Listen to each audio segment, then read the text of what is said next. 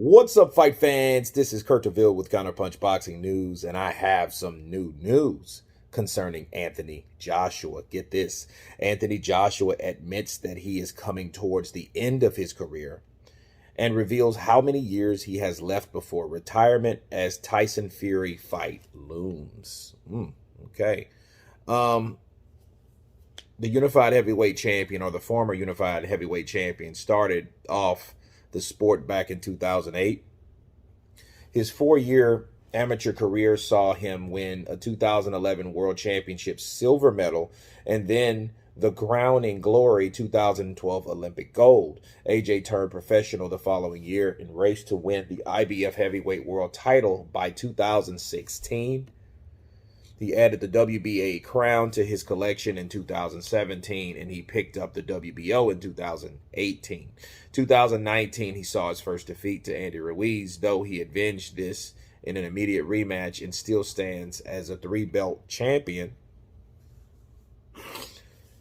Regardless of whether he receives this or not, Joshua knows he can't fight on forever. He told Sky Sports, he said, "This isn't the start of my career. I'm coming towards the end of my career. I'm not someone who lives in the moment and thinks that everything is just for now." Okay, he said, I'm always planning ahead, so I'm coming towards the end of my career. 5 years left, and that's basically an Olympic cycle. I've got an Olympic cycle and a little bit more left. So when you see the next Olympics, when you see the next Olympics happen is when I'll be coming to the end of my career, and the next generation will be coming through.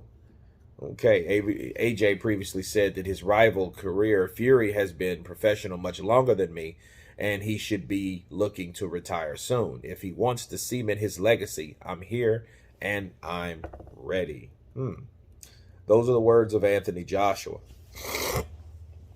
Let me counterpunch. I feel that Anthony Joshua has been talking about retirement. And like the great Burt Sugar said, if you start thinking about retirement, chances are that's when you are more than likely it's time to retire. Because in boxing's a mental game. Okay, and you're thinking about the end game while you're past the middle of your career. I think that helps you, or not really helps you. It kind of demotivates you from doing what you need to do in that moment.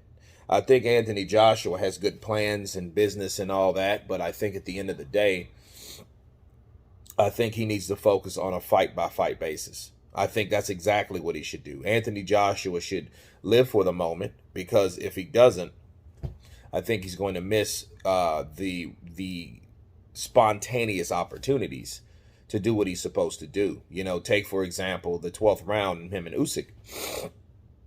You know, he should have, in his mind, he was just trying to coast and box, because he did that so easily with Andy Ruiz in the second fight, that I think when Usyk started to take it to him, he wasn't prepared, nor was he conditioned, okay, physically or mentally, to take on that type of fight with a guy that's smaller. He just thought a guy was smaller. Well, he can outbox me, but I have a bigger punch, and all I have to do is keep this guy at bay and keep him honest. Well, he didn't keep him honest, and the guy Usyk came on to him and really showed him who the true winner of that fight was. Okay, and he showed him exactly who he was. He showed that, hey, I got more heart, I got more drive, I got more motivation. And now I think that comes from a person that has the mindset of, hey, man, I only got 4 years left. Okay, it reminds me of a movie called Falling Down. Okay, it was with Michael Douglas and Robert Duvall. And Michael Douglas just lost it. He just said, you know, he just blew a fuse one day, and he stepped out of his car, and you know, he just really, you know, kind of lost it.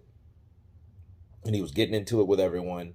Well, Robert Duvall was a guy that he didn't really want to engage in too much, because that was his last day. That day, he never killed anybody. He never did anything like that.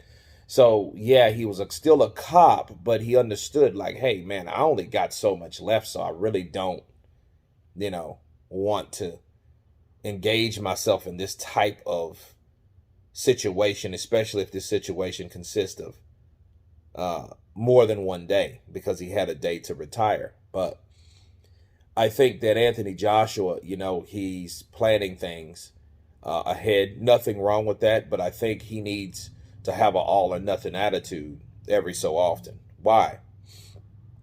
Because exactly what I said about him making sacrifices, just for the same reason we seen one of the best fights in 2017 with Vladimir Klitschko.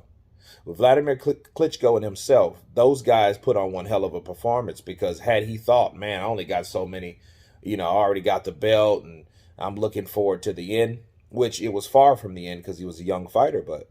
And I know that was like 5 years ago. So, but that all or nothing attitude he had, now maybe that gave him some damage. He took some punishment in that fight, but he still won that fight. And I feel that no fighter should fight past their prime. And I know he's fought a lot of tough guys, and he'll get criticism because the guys that he's fought, nobody else really wants to fight. Pulev, Usyk, Andy Ruiz. None of those guys have fought anyone else besides Vlad. Okay. Because Pulev fought Alexander Povetkin fought Vlad, and we all know what Povetkin did. He knocked out Price. He knocked out Dillian White. He did his thing. He had Michael Hunter in trouble, which they had a draw. So, he's fought tough people, okay? And a guy like Joshua, I feel that he may warrant a retirement, and we will see how this next fight in the rematch will go. And you guys tell me what you think about Anthony Joshua admitting that he's coming to the end of his career. Of course, please subscribe. And you guys been Counterpunch. Peace.